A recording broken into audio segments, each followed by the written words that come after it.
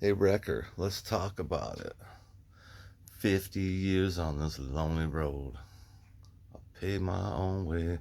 I carry my own load. I never asked too much of no one. I was much too proud. All I ever wanted was to play my music for a sold out Detroit crowd. All right, here's where I'm going to show you guys, and I'm just going to tell you why your theory don't work. This was one of the very first implosion projects I worked on. This is the Hudson's building, downtown Detroit, 1996, 97, something like that. We're going to watch the implosion real quick.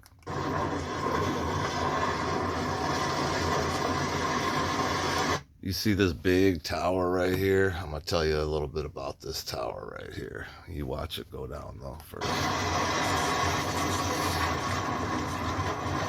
Now, I'm posted up in a hotel room because I'm the smart guy that got out of the dust. And most of us were. The media, they were right in the path of the dust. We were all laughing.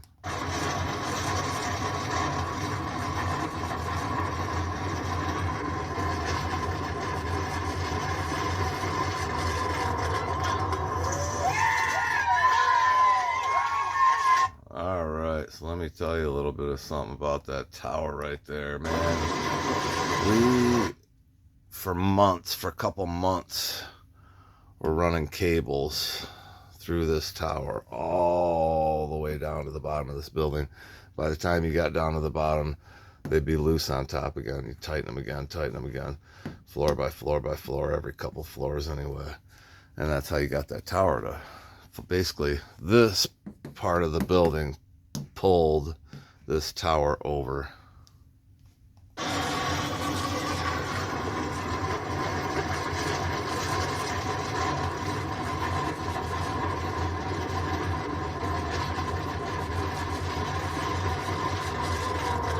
Why was it important for that tower to go that way and this part of this building to go that way? Because in Detroit, there's a little train called the People Mover. It's down in here somewhere. And it's just a stupid train that kind of goes around the city of Detroit and pretty much is pointless. It was one of Coleman Young's deals. But anyway, the People Mover was down there, and they did not want to damage the People Mover. Interesting side note on that. The company that I worked for actually was working for these guys too, but the company that we were supposed to be the general contractor on it, we got underbid or outbid by $7 million. We were going to encase the People Mover in I-beams and road plates, and the company who ended up getting the bids said, no, you don't have to do all that. It'll be okay. Well, they cut the People Mover right in half, so I guess they learned their $14 million lesson on that one.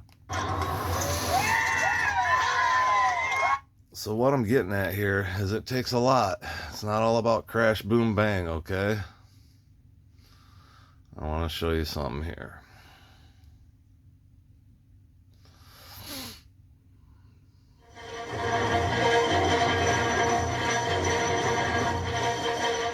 Let's pause you.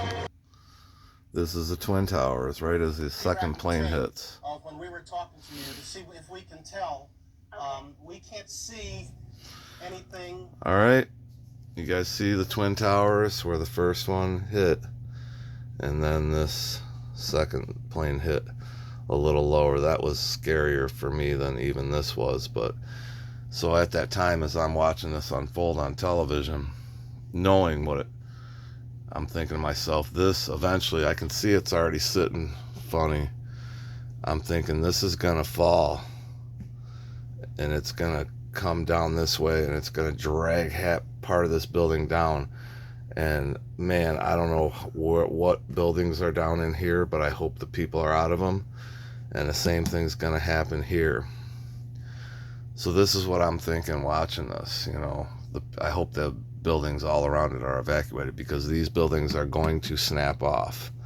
And what's probably going to lead, these two towers are going to be left probably about midway, and they're going to be leaning whichever way they fell, right? I knew that's what was going to happen. I knew that was what was going to happen because I've seen it, okay? I know what goes into and how buildings fall, okay, thanks to gravity. So I knew that, and I thought, we're going to have to go in there, or someone is going to have to go in that building, and we're going to have to set charges to take down the rest of the building, and it's going to be a large portion of it, okay? It's going to be a large portion because these are 110-story buildings or whatever they were. We can't see a second plane in the picture. There we see the explosion. All right, so I've kind of talked a little bit about this once in a while with people, but I've never really said anything publicly or on YouTube. But because I knew that's what was going to happen, I knew those buildings were the top was going to snap off, and it was going to pull, until it finally snapped off. It was going to pull that building over, and we're going to be left with a 60, 80-story building leaning in the air. When they came down in their own footprint, like an implosion, I knew right then it was bullshit. It's physically impossible for those buildings to come down on their own footprint that easily. And people will tell you about the pancake effect of the building coming down, and there's some truth to that kind of stuff. But not in this case. The steel was not damaged, okay? The steel was damaged where the impact was. It was heated, obviously. It was bending, it was heated and bending, and it was certainly going to come over and snap off and rip until it got down to where it wasn't damaged, and then it was going to break off. Okay, listen, a little piece of steel that big can hold thousands and thousands and thousands and thousands of pounds, okay, for the rest of your days on this planet. And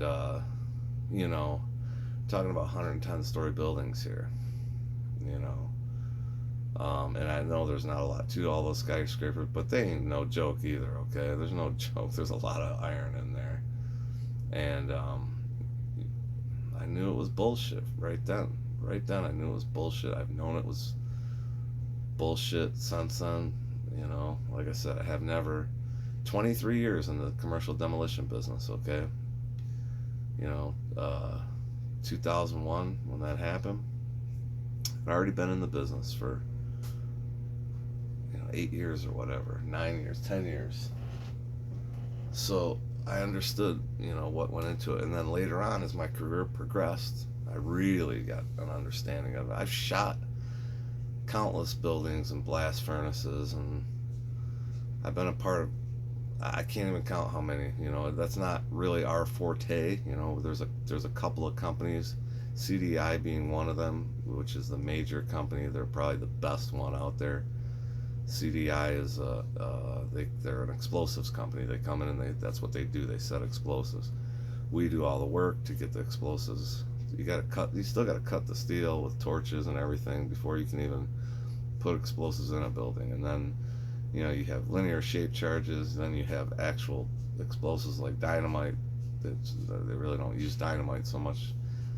Well, sometimes, depending on the situation, that's a different issue. But man, I've been a part of implosions. I can't even tell you how many. Cannot, and even more so, cannot tell you how many I've witnessed. Okay, I get invites all the time. Hey, we're going to shoot this day.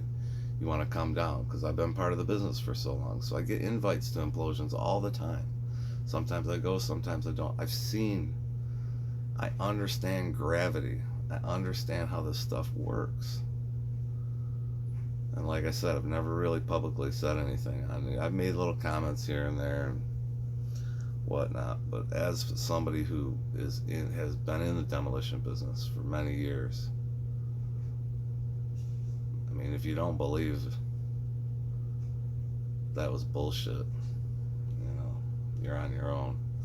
I'm sorry, but it's bullshit. That those buildings, There's no physical way those buildings came down within their own footprint unassisted. Okay, and yes, I know the planes were a part of the assistance, but they have more assistance than just a couple of airplanes. So you can believe what you want. Till next time, peace out.